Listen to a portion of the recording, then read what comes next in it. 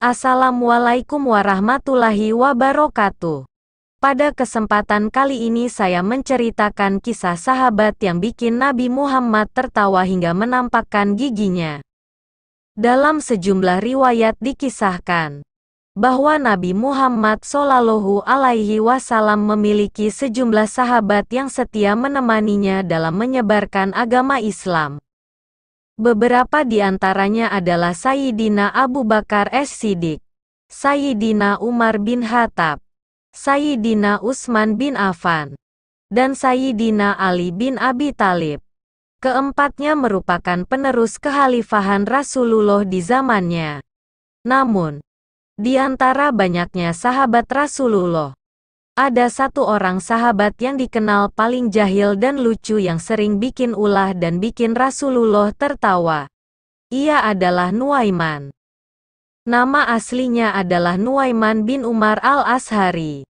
Dalam beberapa riwayat dikisahkan bahwa Nuaiman ini pernah membuat Rasulullah tertawa hingga menampakkan gigi gerahamnya. Kisah ini bermula saat Sayyidina Abu Bakar meminta izin pada Nabi Muhammad untuk membawa dua sahabatnya, yakni Nuaiman dan Suwaibit bin Harmalah. Ketika itu, Sayyidina Umar hendak pergi mau ke negeri Syam, wilayah yang meliputi Suriah, Lebanon, Yordania dan Palestina, karena ada keperluan. Setelah mendapat izin dari Nabi, Sayyidina Abu Bakar kemudian membawa Nuaiman dan Suwaibit. Sampai di negeri Syam, Nuaiman sempat bertanya kepada Sayyidina Abu Bakar, apa tugas yang akan dilakukannya? Sayyidina Abu Bakar menjawab, terserah kamu Nuaiman, kata Habib Ali Zainal Abidin Al-Kaf, sebagaimana dikisahkan oleh Ibnu Majah. Mendengar hal itu, Nuaiman lantas pergi. Lalu, Sayyidina Abu Bakar memerintahkan Suwaibit untuk menjaga makanan. Kamu menjaga makanan, wahai Suwaibit, karena kamu selalu menjaga amanah, kata Habib Ali Zainal. Berselang dari pertemuan itu, Nuaiman kembali setelah sempat berkeliaran di negeri Syam dan Lebanon. Menemui Suwaibit karena lapar. Nuaiman tahu bahwa Suwaibit ditugaskan menjaga makanan oleh Habib Ali Zainal. Namun, Suwaibit tidak mau memberikan makanan kepada Nuaiman tersebut, karena sudah diperintahkan oleh Sayyidina Abu Bakar. Lantaran tak diberikan makanan, Nuaiman pun mengancam akan membuat ulah. Kasih saya makanan, kalau tidak saya bikin masalah dengan kamu, kata Nuaiman. Dikisahkan oleh Habib Ali Zainal. Mendengar hal itu, Suwaibit meminta agar Nuaiman menunggu Sayyidina Abu Bakar dulu. Namun, Nuaiman tidak mau karena sudah kelaparan. Karena Suwaibit kekeh tak mau memberi makanan, Nuaiman pun pergi ke pasar. Lalu di sana, ia melihat-lihat hamba sahaya atau budak yang dijual di pasar. Ia pun sempat menanyakan harga hamba sahaya atau budak itu pada penjualnya. Dari penuturan penjual, harga hamba sahaya itu berkisar 200 hingga 300 dirham. Mendengar hal tersebut, Nuaiman lantas mengatakan bahwa dia punya hamba sahaya dengan harga murah. Dia ingin menjualnya seharga 20 dirham saja. Pedagang budak yang tahu akan hal itu lantas tertarik dengan tawaran Nuaiman. Sebab, harga budak yang dijual jauh lebih murah dibandingkan pedagang lainnya di negeri Syam. Di perjalanan, Nuaiman pun sempat mengatakan pada pedagang budak tersebut bahwa hamba sahaya yang akan dia jual ini memiliki kekurangan. Kekurangan yang dimaksud Nuaiman adalah hamba sahaya yang dia punya tidak akan mengaku sebagai budak.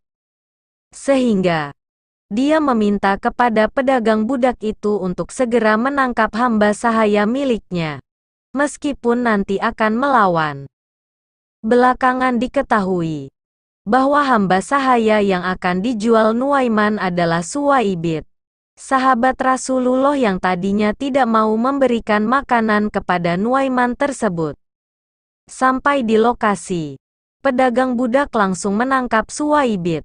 Suwaibit yang dikenal polos ini berteriak-teriak, mengatakan dirinya bukanlah budak. Namun, karena pedagang itu sudah diyakinkan oleh Nuaiman, akhirnya Suwaibit dibawa ke pasar dan dijual. Setelah peristiwa itu, Sayyidina Abu Bakar pun mencari Suwaibit. Dengan tenangnya, Nuaiman mengatakan bahwa dirinya sudah menjual Suwaibit di pasar. Uang dari hasil penjualan Suwaibit dipakainya untuk membeli makanan, karena dia sudah sangat kelaparan. Mendengar hal itu, Sayyidina Abu Bakar pun berlari ke pasar dan kemudian menebus Suwaibit dari penjual budak tersebut. Kisah ini lantas diceritakan kepada sang baginda Rasulullah usai mereka kembali ke kota Madinah. Mendengar hal tersebut, Rasulullah pun tertawa. Maka perawi mengatakan, ketika diceritakan kisah tersebut dengan Suwaibit, Rasulullah tertawa sejadi-jadinya, sehingga gigi geraham Rasulullah nampak di mata para sahabat, kata Habib Ali Zainal. Bahkan, kisah ini sering diceritakan oleh Rasulullah kepada tamu yang datang. Meski tergolong jahil, tapi Nuaiman ini disayang Nabi. Kehadirannya selalu membuat Rasulullah tertawa. Tidak cukup sampai di situ. Ada satu kisah lain di mana Nuaiman tersebut memenggal unta tamu Rasulullah. Satu ketika, ada delegasi dari sejumlah negara datang ke rumah Rasulullah untuk mengenal apa itu Islam. Sehingga mereka mendatangi rumah Rasulullah dengan membawa unta, kata Habib Ali Zainal. Setibanya di rumah Rasulullah, unta itu diikat di halaman depan. Sementara sahabat Nabi, seperti Sayyidina Hamzah, Sayyidina Umar dan Sayyidina Ali duduk di depan rumah Rasulullah sambil menjaga unta itu. Tak lama kemudian, datanglah Nuaiman. Ketika Nuaiman datang, para sahabat ini sudah merasa was-was dan mulai curiga. Sebab Nuaiman ini manusia yang sangat jahil dan ada saja kelakuan lucunya. Ketika para sahabat ini sedang asyik duduk, Nuaiman datang. Lalu Sayyidina Hamzah bercanda dan mengatakan pada Nuaiman, bahwa unta tamu Nabi badannya besar dan dagingnya pasti enak. Apakah kamu berani? Kata Hamzah. Ditidurkan oleh Habib Ali Zainal. Kala itu, Nuaiman pun tidak menjawab. Namun, setelah perbincangan itu, para sahabat justru dibuat kaget dengan aksi Nuaiman. Tiba-tiba saja ia sudah memenggal unta milik tamu Rasulullah itu. Sontak, aksi Nuaiman membuat para sahabat Nabi kebingungan. Terlebih tamu yang datang sempat syok setelah mengetahui untanya sudah dipenggal. Padahal, mereka datang untuk mengenal Islam. Karena Nabi tidak ingin citra Islam buruk, Rasulullah pun memerintahkan Umar untuk mengganti unta yang sudah dipenggal oleh Nuaiman itu dengan yang baru dan jauh lebih baik. Tidak hanya itu, Rasulullah juga meminta Umar agar menambahkan sedikit harta benda kepada para tamu yang untanya sudah dipotong, dengan harapan citra Islam tidak rusak. Setelah kejadian itu, Nuaiman kabur hingga nyaris keluar dari kota Madinah. Di perjalanan, Nuaiman kemudian bertemu dengan Miqdad bin Aswad Al-Kindi. Ia adalah sahabat Rasulullah saat Perang Badar. Ketika itu, Miqdad tengah menggali sumur.